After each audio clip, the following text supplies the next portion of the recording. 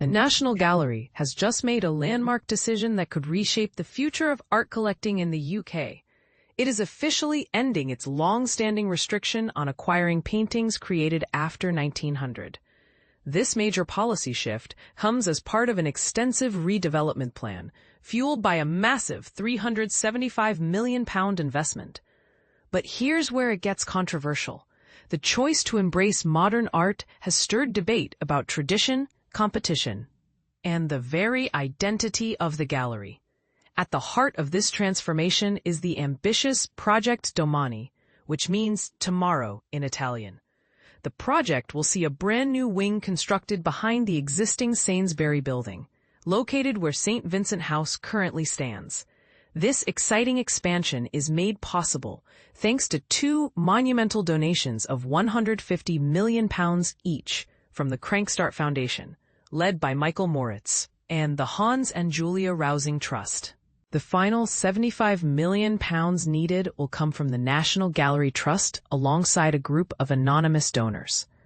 This funding milestone is extraordinary, especially as many arts institutions worldwide face growing financial challenges when it comes to supporting large-scale capital projects. The gallery is now preparing to launch an architecture competition to choose the design team for this state-of-the-art space, with an opening planned for the early 2030s. To put it in perspective, this will be the most significant arts infrastructure project in the UK since Tate Modern first opened its doors a quarter of a century ago, a development that fundamentally altered London's cultural landscape. Gabriele Finaldi, the National Gallery's director, shared with the BBC that while the new addition will enhance the gallery's offering, it won't overwhelm the visitor experience. He emphasized that the gallery's charm lies in its manageable size, human-scaled and visitable in a single day, unlike larger, more imposing institutions such as the Louvre in Paris or the Prado in Madrid. Political figures have applauded the announcement as well. Prime Minister Keir Starmer described the investment as fantastic news for the National Gallery and the arts sector broadly. He highlighted how the project supports the economy, expands educational opportunities for young people, and ensures that exceptional art remains accessible to future generations. And here's the twist that's stirring conversation. The gallery will now actively collect 20th century and later art, a significant break from traditional practice. Historically, the National Gallery stopped acquiring paintings dated post-1900 due to an informal division of responsibilities with the Tate, which has exclusively focused on modern and contemporary art. This boundary has been considered somewhat arbitrary by many, including Finaldi.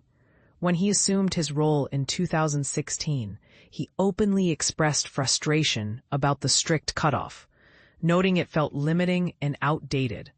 He argued that as time progresses, the year 1900 becomes more distant history, and the gallery naturally must broaden its narrative to paint a fuller picture of art's evolution.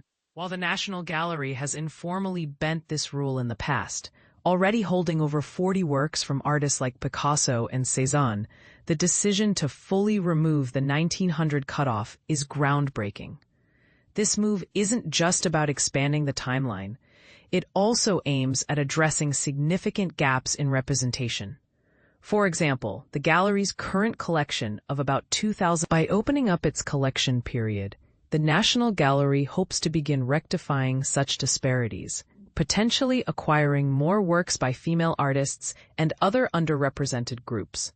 Maria Balshaw, director of Tate, welcomed the change publicly, emphasizing that Tate plans to collaborate closely with the National Gallery to develop a more comprehensive national art collection.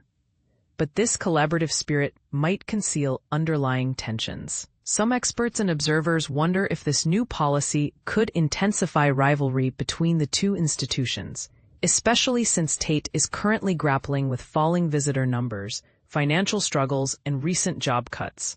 Will the National Gallery's fresh leap into modern art draw visitors and donors away from Tate, or will it encourage a healthier symbiosis?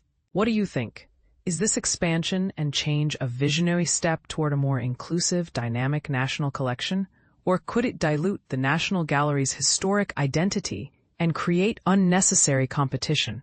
Share your thoughts below, as this debate is sure to unfold in the coming years.